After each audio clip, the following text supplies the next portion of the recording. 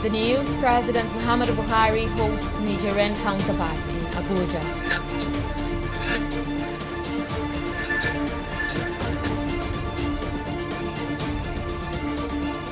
Nigerian Bar Association protests in Lagos and Abuja in support of judicial autonomy.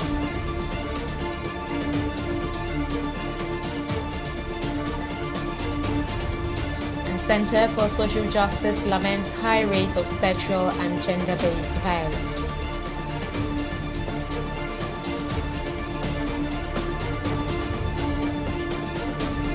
Glad to have you join us on News and President Muhammadu Buhari has pledged his commitment to the stabilization of the West African region for the benefit of both Nigerians and the citizens of Niger Republic. The president gave the assurance when he received his Nigerian counterpart Mohamed Bazoum at the State House Abuja on Monday. Buhari, who congratulated Bazoum on winning the recent presidential election and his successful inauguration into office, said Nigerians and Nigerians not only have proximity to one another, but also share similar culture, language and ways of life, which makes it difficult to ignore each other.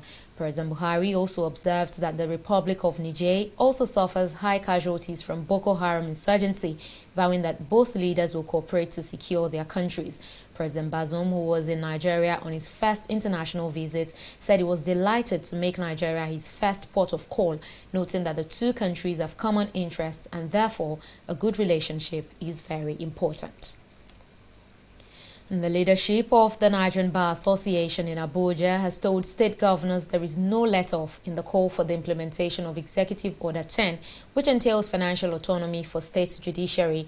The lawyer said this on Monday during a protest march to the National Assembly. TV360 Simisola Adigun reports.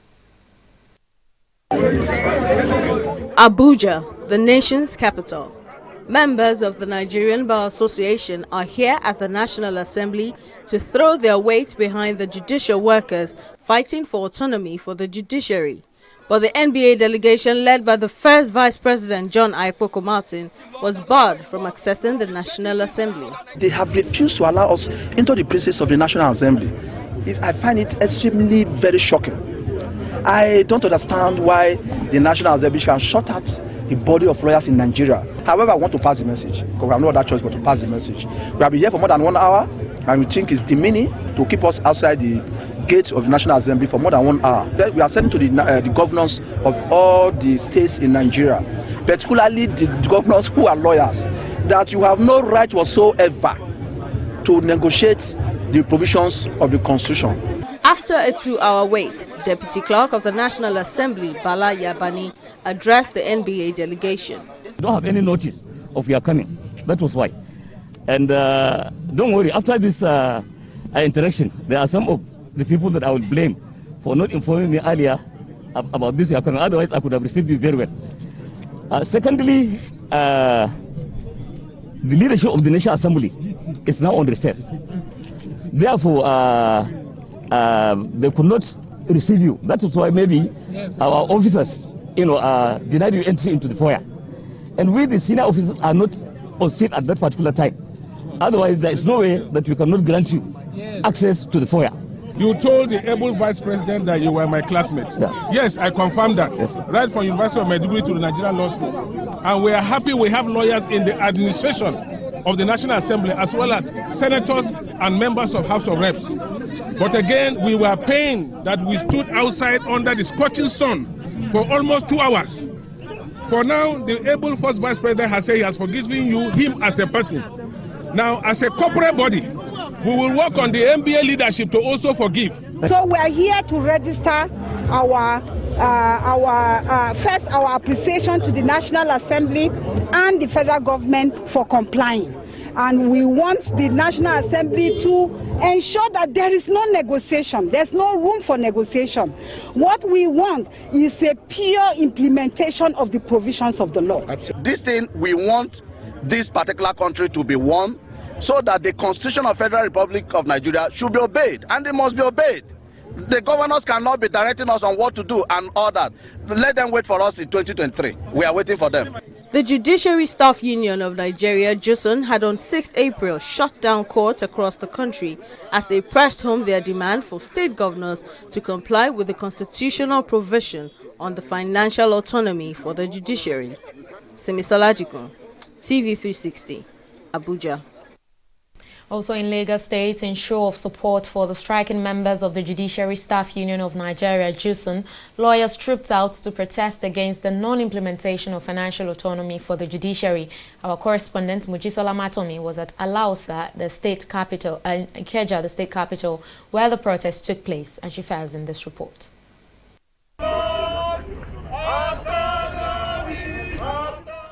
Members of the Nigerian Bar Association Ikeja branch at the governor's office in Alausa, Lagos State. The lawyers who displayed placards with various inscriptions are here to see the Lagos State governor over the strike by judicial workers.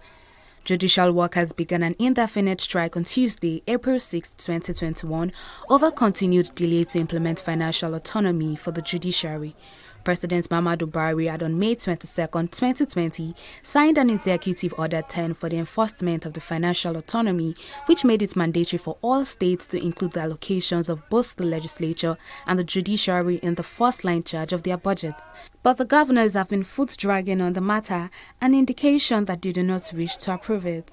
JUSUN had been on strike for 2 weeks. And for 2 weeks, able-bodied lawyers who are supposed to be in court have been shut out of court. And the government seemed to be unconcerned about it. Litigants who elected the government into office are all crying out what is happening. And the MBA is the voice of the voiceless. We only came to have an interaction with the governor to let him see the reasons and the need why himself and other 35 governors of this federation will have to implement. It is not just granting autonomy, but implementing the financial autonomy. For we all know that the budget of the judiciary for 2021 was prepared by the ESCO. Which shouldn't be. The judiciary should have their fund directly from the Federation account. There is no need of the money entering into the account of the state government, and they now start dishing out at their whims and caprices, whereas that is not what it's supposed to be. It's supposed to be on first line charge, so their money should go to them straight. Just we also insist that the Senators of Assembly must also get their money straight from the federal allocation. Let's not make the governors now to control the other 2 arms of government. Those who studied government, in secondary school know that there are 3 arms of government. So why is it that the executive is one now determining what other arms of government should get, including determining their own? It's not fair, and it has not helped the judiciary. It has made them to be independent, dependent on the executive. It has also made them to be free from dispensing justice to all manner of men in a bold manner, because of the fact that who pays the piper takes the tune. The lawyers initially had altercations with officials at the State House before their representatives were allowed in to deliver the letter to the governor. The march this morning is a resounding success. We'll wait and see if the government of Lagos would adhere with the governor brothers to the demands of JUSUN. If they don't, on Monday next, we shall proceed again another peaceful march. The Nigerian Bar Association says the federal and state governments had over the years declined to grant financial autonomy to the judiciary, and this time around, enough is enough. Mujisola Matomi, TV360 Lagos.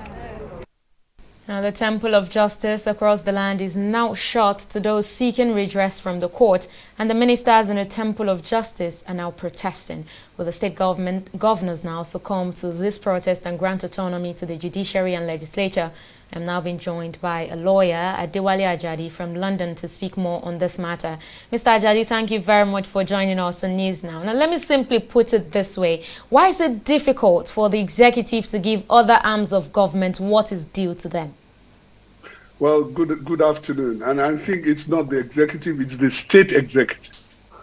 And the real problem is that the governors of Nigeria are imperial governors. They have accorded to themselves rights and powers and not been held account for years. So they're used to doling out graces and opportunities. You have governors doling out cars to judicial officers. Those people cringe to exercise their power as independent arms of government. Our democracy is disabled by the way our governors behave. And it is now time, not just the judiciary, but the legislature should be independent of the state's imperial governors. This is the problem. And they don't want to give in. They don't want to, I mean, to the extent that these people don't even want to do local government elections.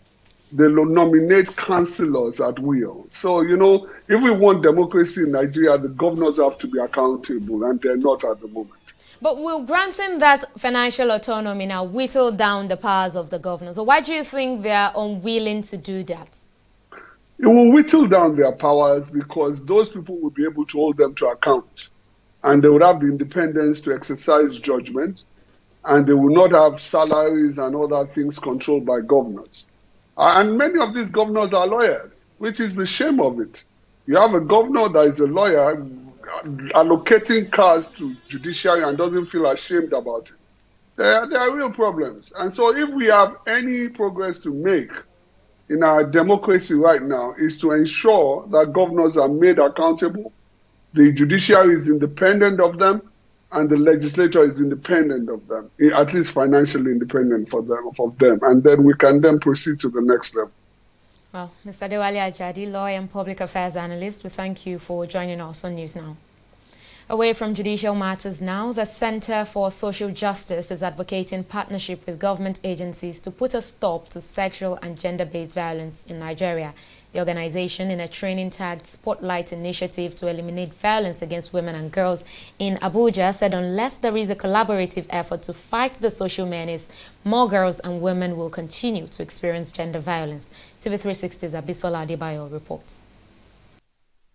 The incidence of gender-based violence is growing astronomically in the country, especially in the northern Nigeria. From forced and early marriages to the physical, mental or sexual assault on a woman, nearly 3 in 10 Nigerian women have experienced physical violence by age 15, according to Nigeria Demographic Health Survey report.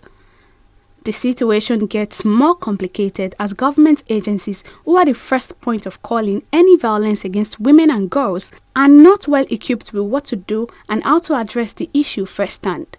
This is why these agencies are here to be trained on the standard operating procedure on quick response to sexual and gender-based violence. We are not here to discuss the theories of whether it is wrong or it is right or what caused it.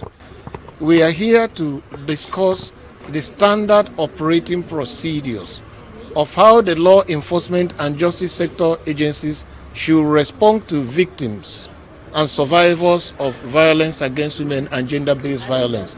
So it's a practical step-by-step course that we'll take over the next 2 days. As you can see, the police is represented, the civil defense is represented, the Human Rights Commission is represented. So we are going to take them through the standard operating procedure over the next 2 days and hope that will improve the response to survivors of SGBV. The Center for Social Justice believes if these officers are equipped with the basic knowledge and procedure to attend to issues of gender-based violence, the menace will be addressed better and survivors will always get justice. There is also a call for the media to partner with civil society groups to fight the social menace through adequate publicity and enlightenment. You are the ones everybody listens to. You are the ones everybody watch for news. You are the ones you go for interview, they will write it inside their paper. If Blueprints will put a small column in their newspaper to campaign against violence against women and girls, everybody will read it, whether they like it or not, because they will buy the paper. Now, if during your news, BEN will put a jingle, people are going to listen to that because they listen to your station. So I would rather advocate that all of us join this matter particularly you, who is you, everybody listens to. Whether they like it or not, they will tune the TV and they will watch you there. So join us in this fight. This training, according to the organizers, will help survivors get justice and reduce rape cases in the society. The culture of silence is being broken. The media is assisting the CORE and every other organization to make sure that people are aware of their rights, people are aware that they could get justice, people are aware that they could, shout it out, because sometimes people go through things, they don't know how to assess justice. Our state also have been affected by this insurgency. As such, we have high rate of sexual gender-based violence and domestic violence.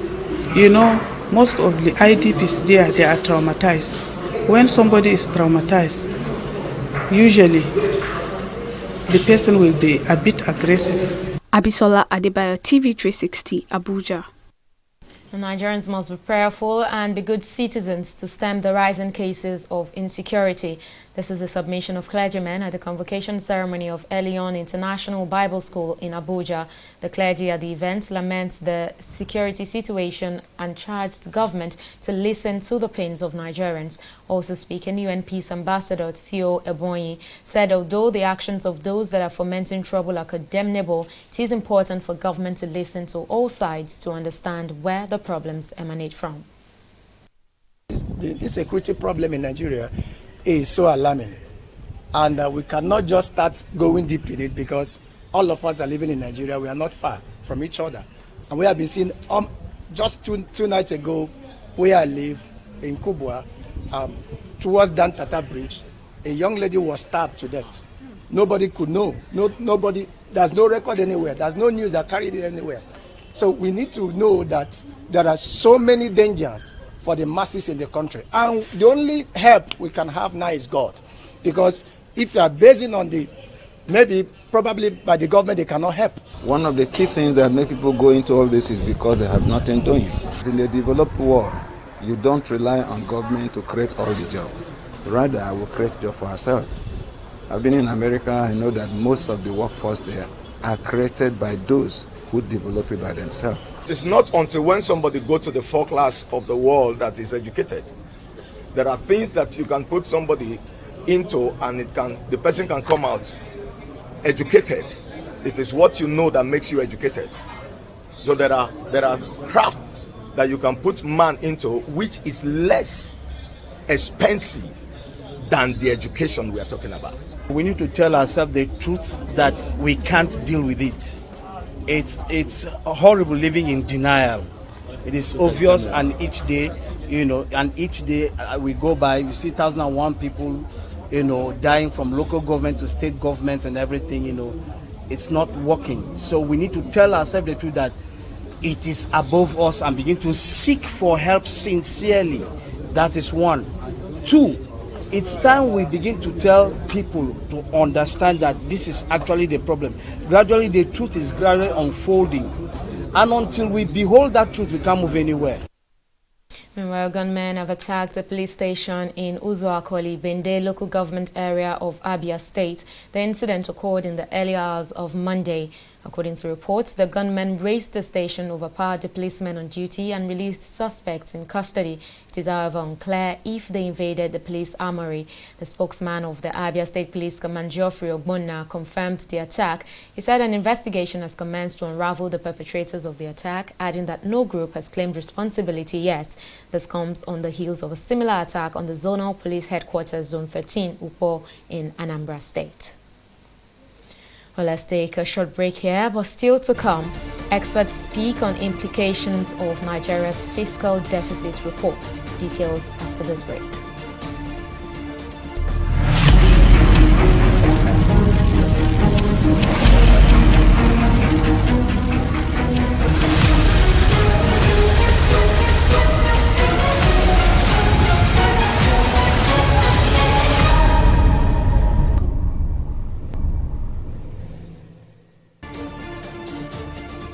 Glad to have you back. Now, here's a quick reminder of some of our top stories tonight.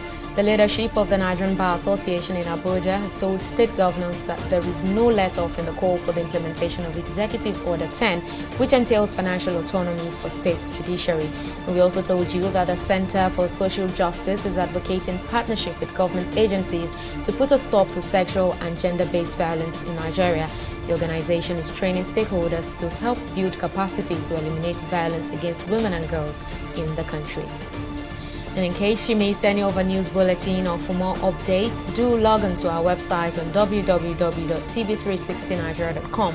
You can also follow us on all our social media platforms on Twitter, Instagram, YouTube and Google Plus at TV360 Nigeria. On Facebook, we're at TV360 Online.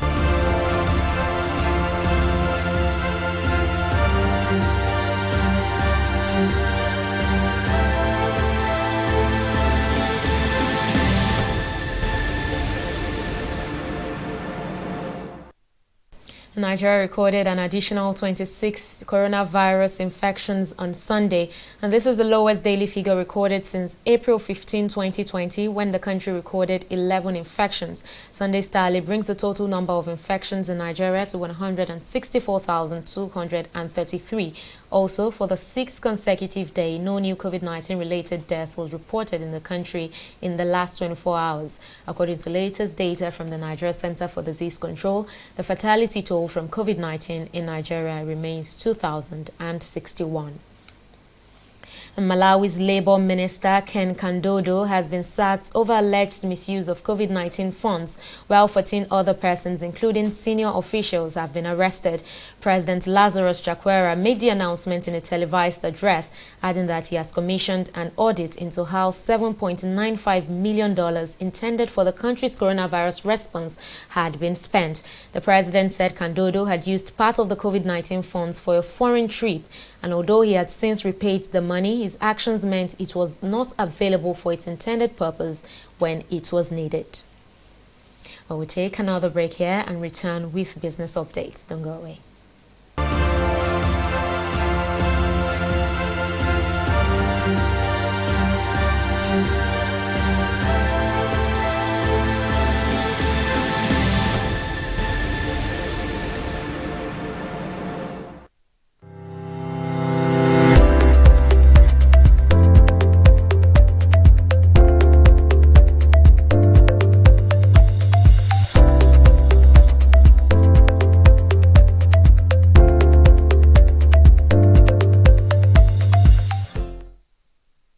Welcome back. We now join Mary Kanu, standing by for the latest development in the world of business. Over to you now, Mary. Thank you very much, Oyi.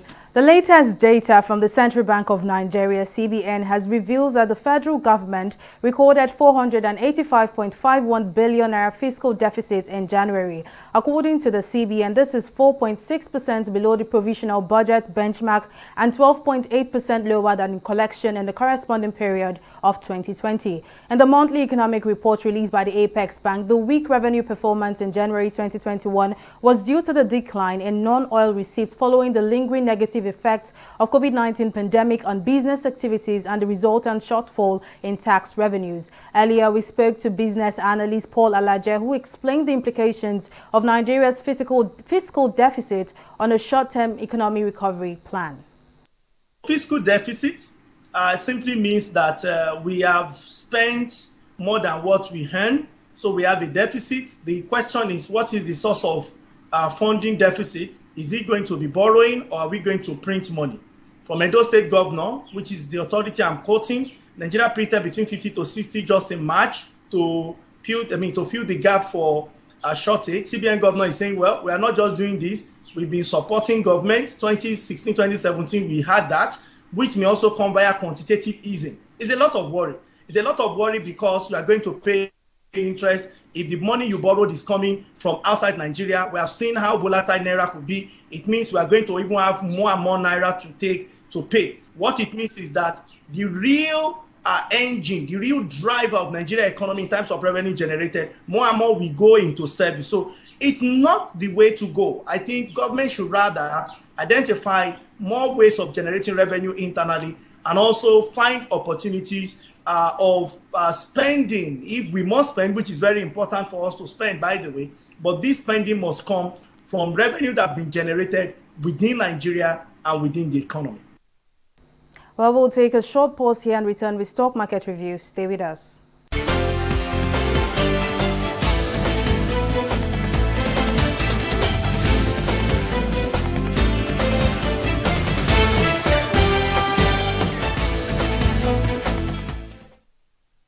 With the newly rebranded Nigerian Exchange Group, formerly known as Nigerian Stock Market, the bulls resurfaced in the first trading session of the week as the all-share index was in the greens with a modest gain of 0.10%. Now, today's gains are attributed to bargain hunting on the shares of FCMB and NNFM. Now, conversely, losses from the agriculture sector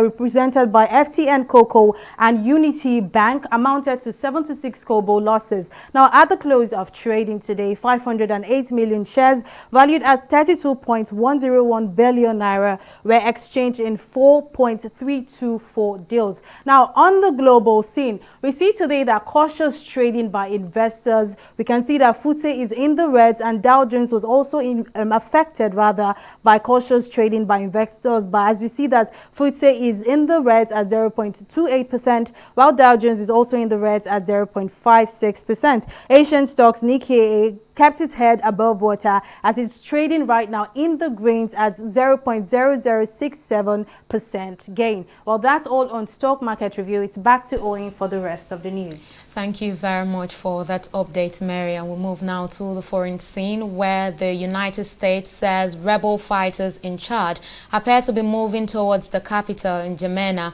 and warned of possible violence. The U.S. State Department, in a statement, ordered its non-essential government employees to leave Chad by commercial airline.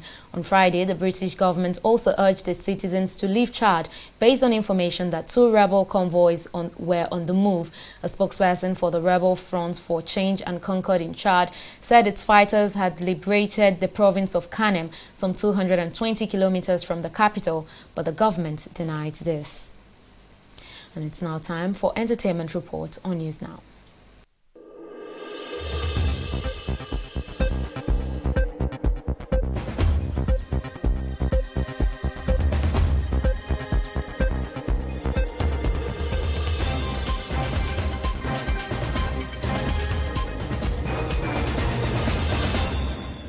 Filmmaker Tunde Kilani has confirmed he's currently working on a prequel to his award-winning political drama Shawaride. According to Kilani, the forthcoming prequel titled Iyan Ishuru will be a background story on the 1999 classic Agogo Iwo. Iyan Ishuru was written by the acclaimed playwright shortly after Agogo Iwo premiered in 2002. Shawaride is the story of a coronation ritual in Jogbo town that stipulates that all kings in waiting play the Shawaride. The Yoruba classic film starred Akinwumi Shola, Kola Oyewo, Buki Wright, Kolebam Tefa, Lere Paimo, Lanrede Akinleye, among others.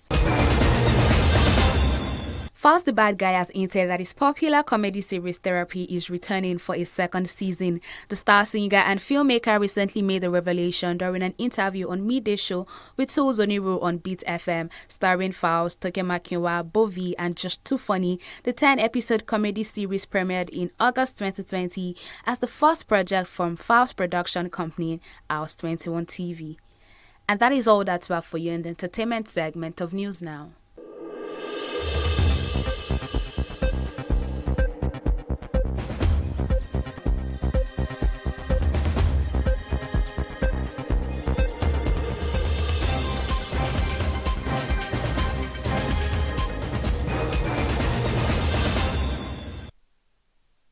And in sports, Jose Mourinho has been sacked as the head coach of Tottenham Hotspur after 17 months in charge. This comes less than a week before Sunday's Carabao Cup final against Manchester City. The club confirms Mourinho and his coaching staff have all been relieved of their duties, with 29-year-old Ryan Mason taking charge of training on Monday afternoon.